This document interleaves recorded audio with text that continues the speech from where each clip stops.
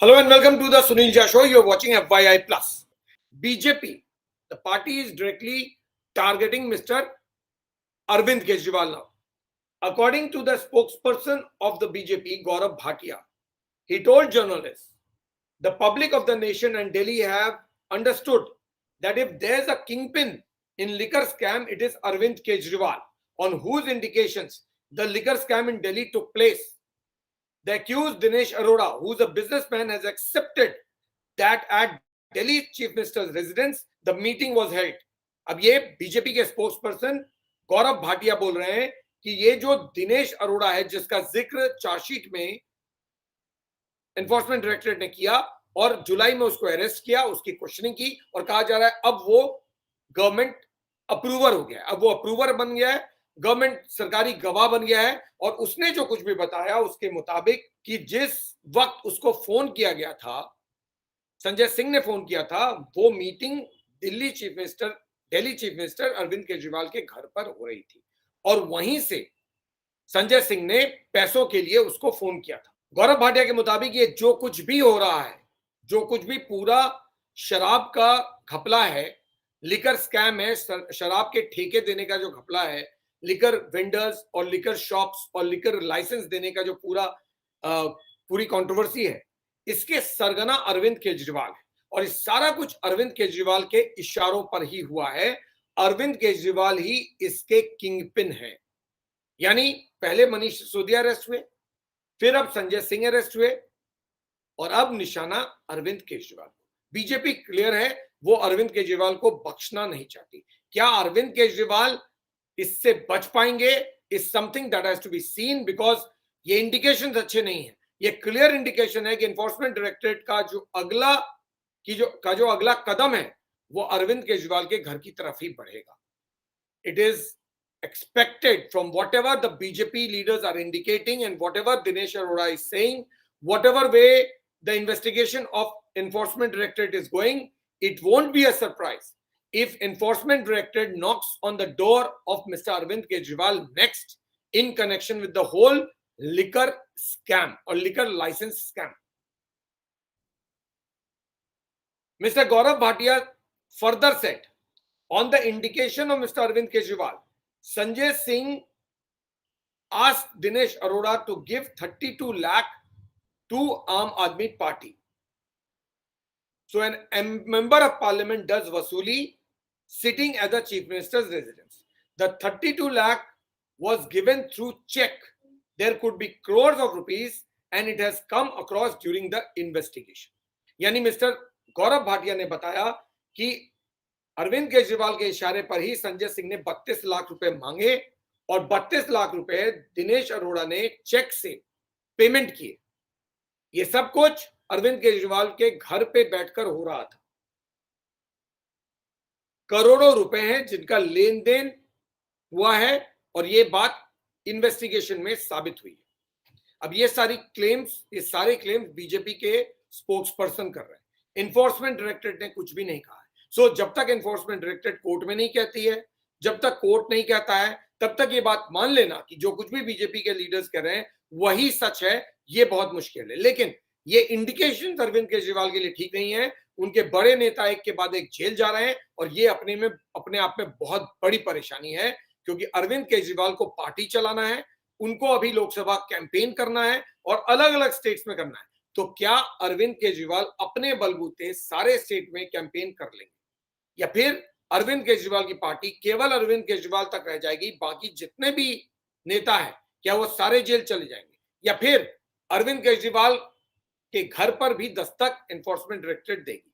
अरविंद केजरीवाल और आम आदमी पार्टी के फ्यूचर को लेकर भी बहुत सारे सवाल उठ गए, क्योंकि अगर किसी भी कारण से, किसी भी रीजन से अरविंद केजरीवाल के घर तक पहुंच गई एनफोर्समेंट डायरेक्टरेट, तो फिर लीडरशिप का बहुत बड़ा इशू आम आदमी पार्टी में हो जाएगा, क्योंकि कोई सेकेंड रंग लीडर आम आदमी पार्टी में इस वक्त बचा नहीं है। Manish Sisodia was the only other leader after Arvind Kejriwal who could manage the party. But now, if I don't know what Enforcement Directorate is thinking, because CBI is already reached, you know that CBI is already investigating Mr. Arvind Kejriwal's Sheesh Mahal. अब ये शीश महल की कहानी आप लोगों ने सुनी है, आप लोगों को मैंने बताया किस तरह से सीबीआई ने मिस्टर अरविंद केजरीवाल के घर पे दस्तक, उनके घर को लेकर दस्तक दी है, उनको नहीं दस्तक दिया है, उनको नोटिस नहीं किया है, उनको इन्वेस्टिगेट नहीं कर रही है, उनके अगेंस्ट में कोई एलिगेशन नहीं लगाया, लेकिन उन्होंने कहा है कि जिस तरह से अरविंद केजरीवाल का जो ऑफिशियल बंगलो बना है उसमें कुछ गड़बड़ियां हुई हैं।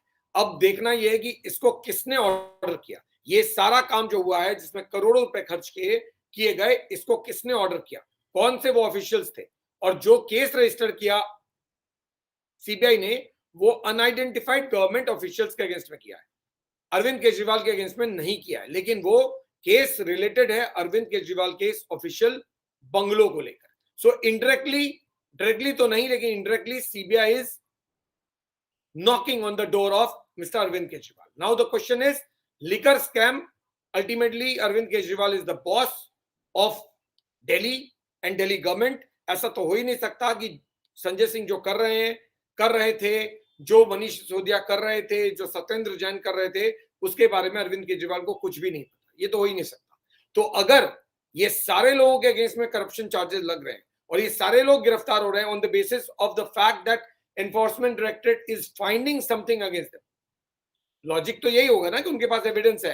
अगर एविडेंस नहीं है तो कोर्ट में जाके केस गिरेगा और ये प्रूव हो जाएगा कि ये पूरा पॉलिटिकल केस था। लेकिन अगर एविडेंस है और उनके अगेंस्ट में जो एलिगेशंस है वो सही हैं, तो फिर ये कैसे हो सकता है कि बॉस को पता नहीं उसके मिनिस्टर्स क्या कर रहे हैं। That is the reason why I say that enforcement directorate, the way it is moving, it won't be a surprise that ultimately Mr. Arvind Kejriwal is the chief minister. Any policy that is framed has to have an approval of the chief minister.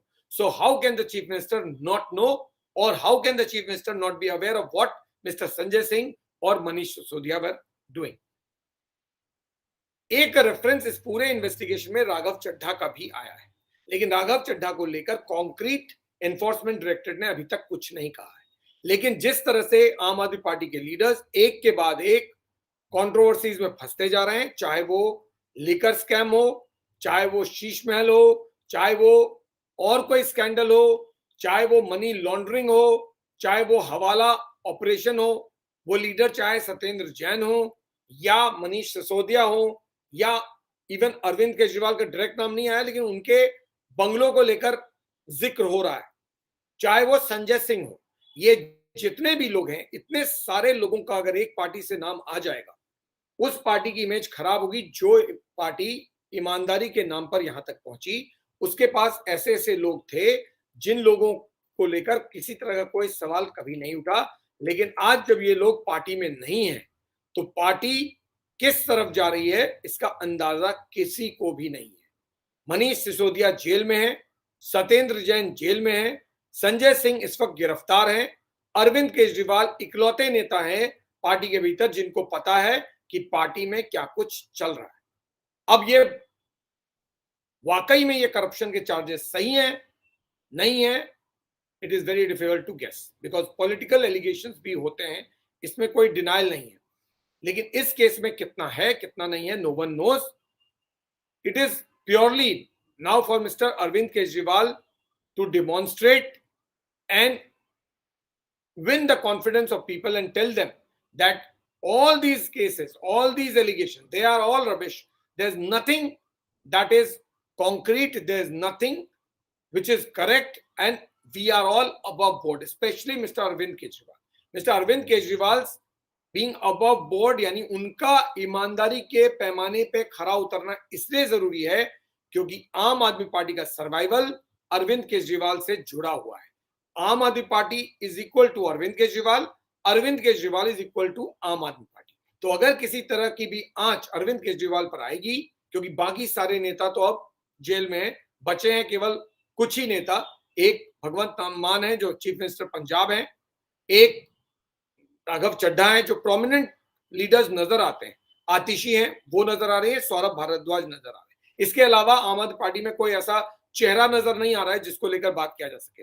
Kiran Bedi, Yogendra Yadav, Prashant Bhushan, Ashutosh, ये सारे बाहर जा चुके हैं, कुमार विश्वास सब बाहर जा चुके हैं, तो लीडरशिप बची नहीं है आम आदमी पार्टी में। ऐसे में अगर किसी तरह की भी आंच अरविंद केजरीवाल पर आई, any questions raised on Arvind Kejriwal, any serious corruption related investigation launched against Arvind Kejriwal, and if any action is taken against Arvind Kejriwal, then Aam Aadmi Party would be in serious trouble because it doesn't have the leaders right now to pull it off. So Arvind Kejriwal के लिए ये situation बहुत challenging है.